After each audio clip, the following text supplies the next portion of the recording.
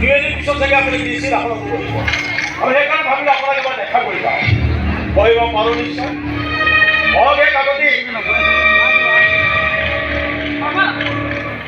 আপুনি যাব পাৰে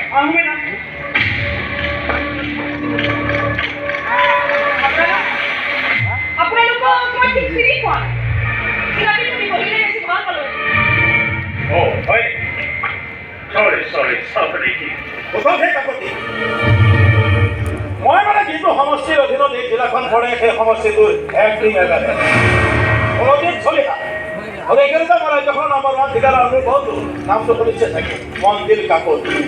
এতিয়া বহিব পাৰোঁ আগে কওকচোন ইয়াত কিয় আনিছে ইয়াত বহি মেলি দীঘলীয়া বাৰ্তালাপ কৰিব মোৰ হাতত সময় নাই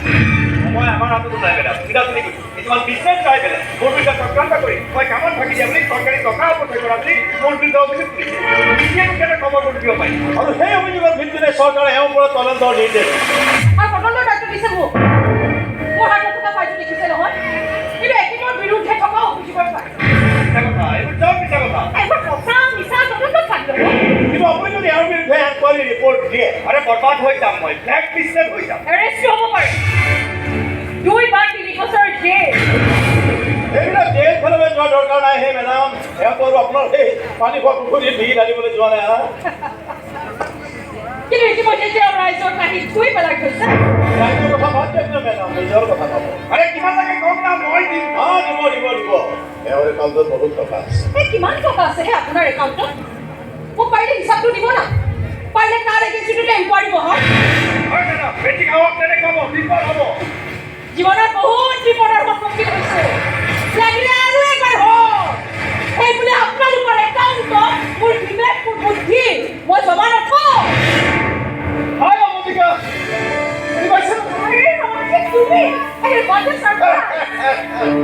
আমি যাওঁনে কি কৰোঁ আপুনি এগৰাকী নিৰ্বাচনৰ জনপ্ৰতিনিধি হয় এই ডেটাৰ শব্দটো আপোনাৰ ওপৰত প্ৰয়োগ কৰিবলৈ মোৰ একেবাৰে মন যোৱা কিন্তু দেখিছোঁ আপুনি এই জিলাত বৰ বেছি দিন কাম কৰিব নোৱাৰিব এনকুৱাৰী নোহোৱালৈকে থাকিব গ্যাৰেণ্টি আমাৰ কিন্তু গ্যাৰাণ্টি নাই আমি কি কৰোঁ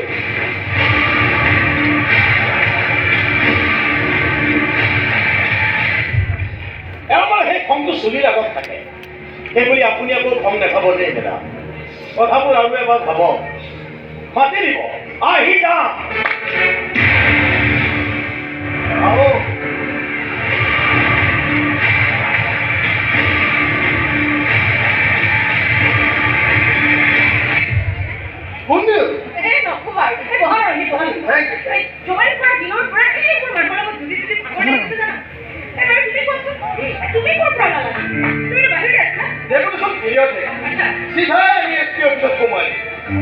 ভাবিলেও এবাৰ তোমাক লগ কৰি আহোঁ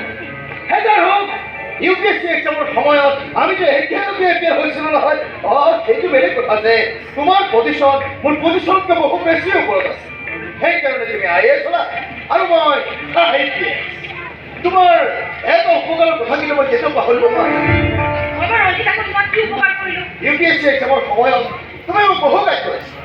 সেইখিনি গাইডেঞ্চ নোপোৱা হ'লে হয়তো মই সেই পৰীক্ষাটো কেতিয়াও পাছ কৰিব নোৱাৰিম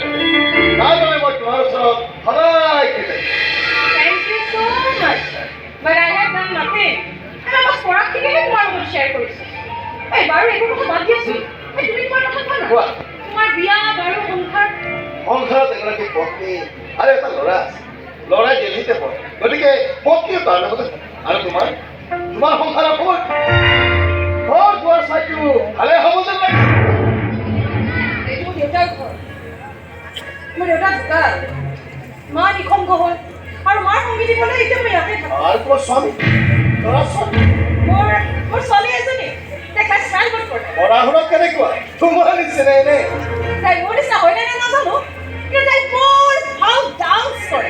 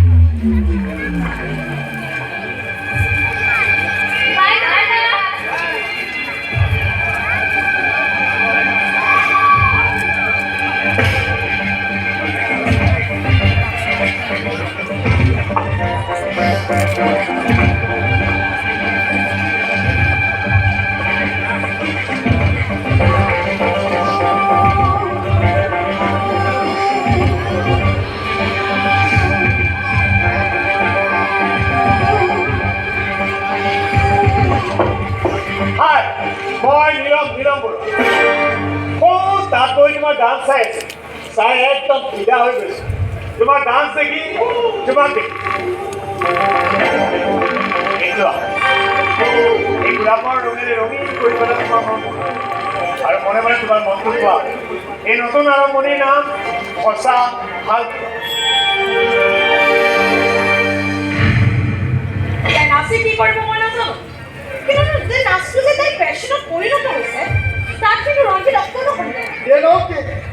যি কৰি ভাল পায় ল'ৰা ছোৱালী সেয়াই কৰিব লাগিব মাক দেউতাকে জোৰকৈ কিবা এটা চাপি দিবলৈ গ'লে ল'ৰা ছোৱালীৰ বৰ কষ্ট হয় বাৰু তোমাৰ ছোৱালীৰ বিষয়ে বহুত শুনি কিন্তু তোমাৰ স্বামীৰ বিষয়ে এটা শব্দ নকলাতে কি কৰে একো নকৰে একো নকৰে মানে তেওঁ ঢুকাল চব কেতিয়া হ'ল 11 বছৰমান গুলি খায়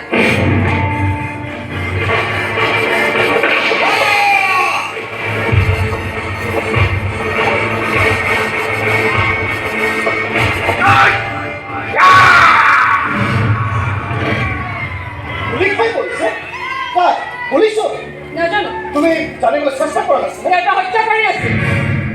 এটা অপৰাধী আৰু নিজৰ বন্ধুকে তেওঁ হত্যা কৰিছে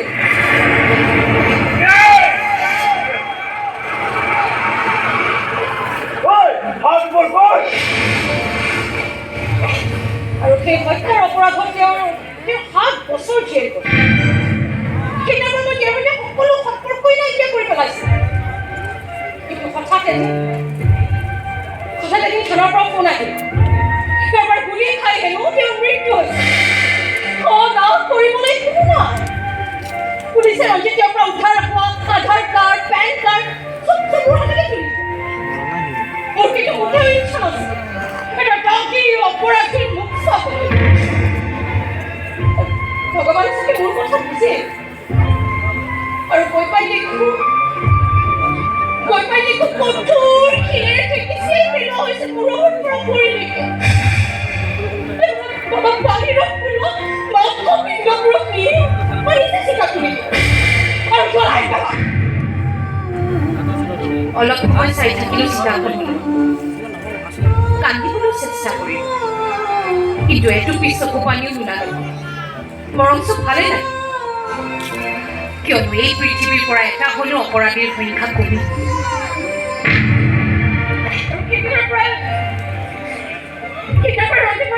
সকলো সম্পৰ্কই নাইকিয়া কৰি পেলাইছে আনকি চোৱা নাচোৱা এইখন ঘৰত